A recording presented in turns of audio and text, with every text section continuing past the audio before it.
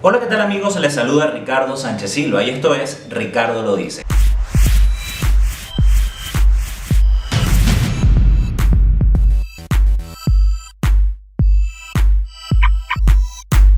Un espacio periodístico dedicado a noticias, investigación, opinión y análisis sin censura.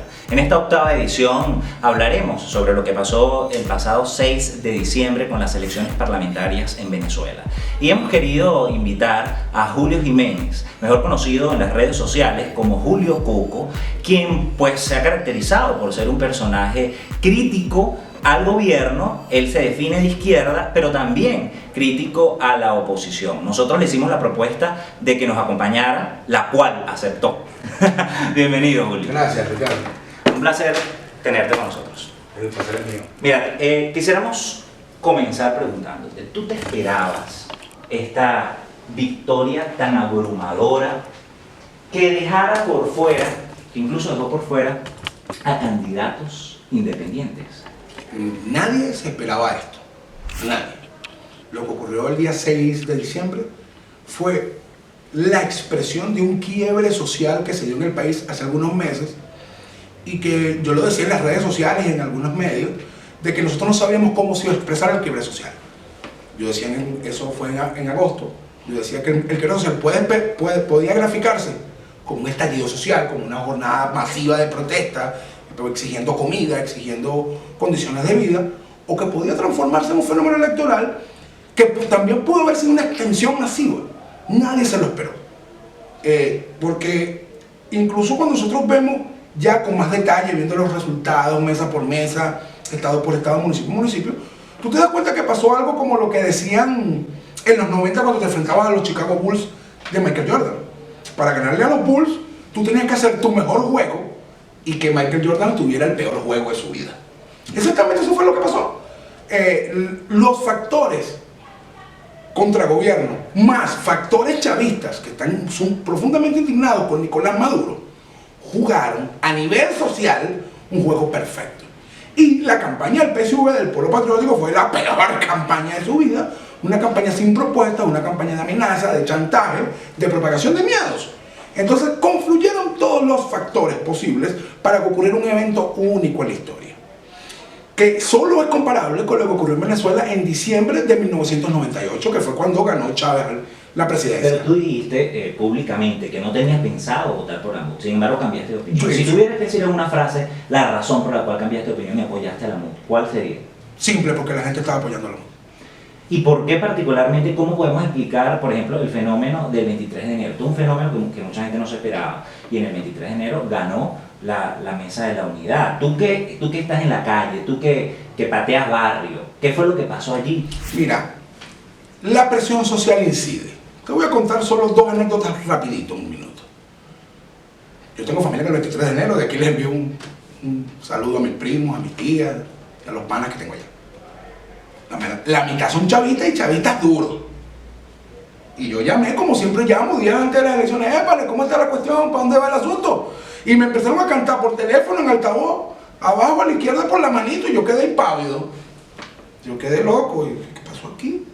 Segunda anécdota, yo soy egresado en química, yo soy de Oriente, de un pueblo petrolero que es el Tigre. Le envío un saludo a toda mi gente de la mesa de Guanipa. Y tengo amigos chavistas que trabajan en PDVSA, en las transnacionales, en las contratistas, y que son chavistas. Y cuando yo le dije, mire, ¿y esta vez qué vas a hacer? Me respondieron lo mismo, abajo a la izquierda de la mano. Y yo dije, bueno, ¿qué está pasando? O sea, porque aquí hay un fenómeno en puertas. Y yo realmente iba a votar por una tercera opción el día domingo. Yo me paré en la mañana convencido de salir a marcar. Y cuando me empezó la gente, mi familia, mis amigos, personas con las que no tengo absolutamente nada en común en política, pero que nos conocemos y nos tenemos afecto, me dijeron, hazlo. Incluso ni siquiera fue que me lo pidieron de buena manera. Y yo tengo que aceptar que hay una realidad social. Y el activismo político, la dirigencia política, tiene que entender cuando el pueblo te habla, y el pueblo nos pateó el trasero a todos el día domingo. Tú dices que el chavismo votó por la mesa, una parte del chavismo votó por la mesa de la unidad. Sin embargo, fíjate tú, ¿cuáles son los datos concretos? Fueron alrededor de 7.800.000 votos esta elección, ¿no?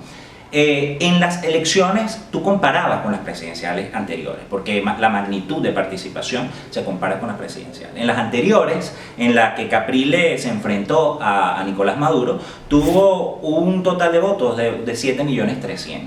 Es decir, aquí una interpretación que se puede hacer es que los mismos que votaron por Capriles ahora votaron de la oposición y se sumaron el restante. Pero eso es una mala interpretación. Ya va.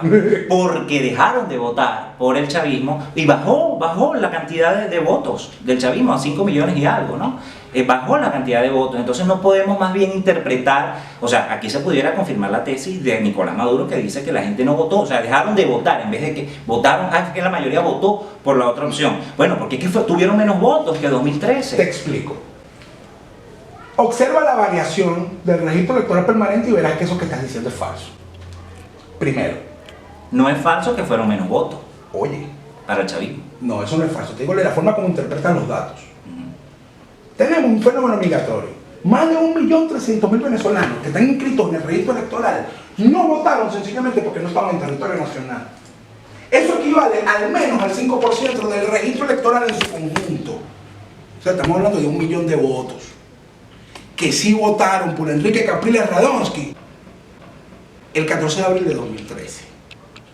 Es decir, que si tú esos 1.000 los metes en los 7.800 son 8.800.000.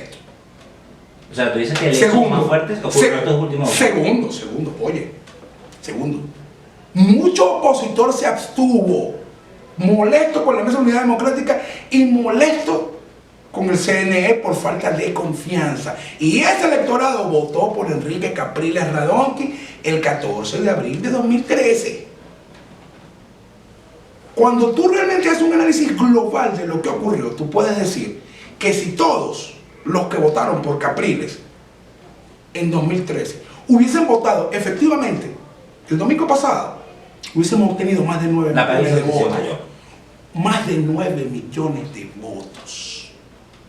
Esa es la realidad. Ahora, cuando tú restas esa abstención opositora y la migración, cuando los restas los dos y le sacas los fallecidos, porque desde 2013 a la fecha se murió un gentío, y tomas en cuenta que en el crecimiento del registro electoral este año fue bajo porque quedaron 1,5 millones de jóvenes que no se inscribieron porque no quisieron, porque tú has abierto el registro electoral muchos meses, tú te das cuenta que si 2.800.000 chavistas votaron por la Mesa de la Unidad Democrática, así como se analiza la política no se analiza por fotografía. Dejaron de votar los que se fueron del país y se le volteó un porcentaje que había votado por Nicolás Maduro. Y ojo, cuando nosotros vemos el histórico de abstención en Venezuela que tiene un piso de 20 puntos y tomamos en cuenta la migración, quiere decir que el piso de la abstención fue roto.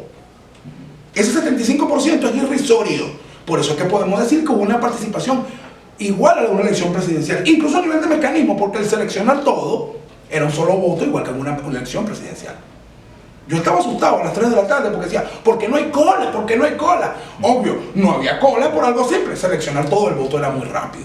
Ok, Julio, tú eres una voz crítica que la gente tiende a escuchar para quizás estabilizarse un poco, porque bueno, sabemos, además de la polarización que vive el país, hay que hacer una especie de contraloría, de revisión, y bueno, a tu juicio, ¿qué debe hacer la Asamblea Nacional y qué no debe hacer? Sabiendo que a ti te convencieron o te convenciste a última hora de votar por la UNA. Bueno, fíjate, hay unas expectativas falsas sobre la Asamblea Nacional y yo creo que alimentar esas expectativas está mal. En Venezuela está planteado un conflicto de poderes a partir del 5 de enero. Ciertamente, 2/3 de la Asamblea Nacional tiene unos poderes, oye, muy grandes en Venezuela. Es falso que aquí se puede cambiar en enero el Tribunal Supremo de Justicia, el Consejo Nacional Electoral o el poder moral. Es falso eso. Y seguir diciéndolo nos resta credibilidad y genera falsa expectativa. Segundo, la posibilidad de veto que tiene el señor Nicolás Maduro como presidente, enviando leyes y paquetes legislativos a la Sala Constitucional del TSJ para que los declaren inconstitucionales, es alta. ¿Ok? Con eso tenemos que tener claro. Una cosa es que la Asamblea proponga leyes, las apruebe, y otra cosa es que pase el filtro del TSJ. Vamos a hacer un conflicto de poderes. Y los conflictos de poderes se van a definir solamente por dos elementos. O mejor dicho, por uno solo que puede tener dos expresiones. Lo decide el pueblo porque es lo que dice la Constitución. La soberanía reside indefectiblemente en el pueblo. Entonces, cuando se presenta ese conflicto de poder, por solo uno, pues. Yo vi ayer el paquete legislativo 2016 que ofrece la MUD. Yo tengo 2 años hablando de una ley de repatriación de capital corrupto. Vi esa propuesta de ley en el anuncio y me siento representado en esa propuesta. Hay algo imperceptible que ocurrió el 6 de diciembre durante el día que no se vio. Diosdado Cabello pidió la expulsión del expresidente Quiroga y de toda esa delegación de presidentes que estaban en Venezuela. ¿Por qué no los expulsaron? Porque el gobierno no siguió la orden de Diosdado Cabello. Lo que ocurrió fue que Steve y Lucena le quitó la credencial, pero no los expulsaron. ¿Por qué? ¿Por qué? Eso tiene un porqué. ¿Tú sabes por qué? Sí, lo sé. Pero hay cosas que no se pueden decir, pues. ¿Por qué no lo hicieron?